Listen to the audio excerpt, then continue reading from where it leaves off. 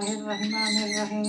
अल्लाहुम्मा लकल हम्द सरमदन अला हबीबिकल मुस्तफा व आलिहि व सहबिहि अबदन हस्बी रब्बी जल्लल्लाहु नूर मोहम्मद सल्लल्लाहु ला मकसूद इल्ला लिल्लाह। चल मेरे खामा बिस्मिल्लाह हमदानी हालात। नसब नामा हुजूर अक़दस सल्लल्लाहु अलैहि वसल्लम का नसब शरीफ वाले माजदी की तरफ से यह है।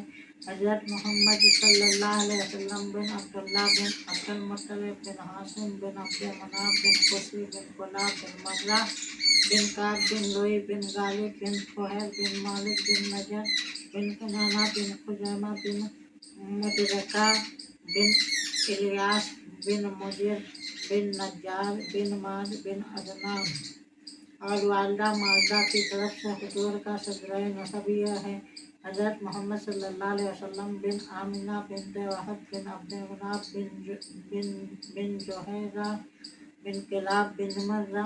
हुजूर अलैहिस्सलातु वस्सलाम के वालिदैन का नसबनामा कुलाब बिन मर्रा पर मिल जाता है और आगे चलकर दोनों सिलसिला एक हो जाता है। अदनान तक आपका नसबनामा सही सनदों के साथ बइत्तिफाक मुअर्रिखीन साबित है।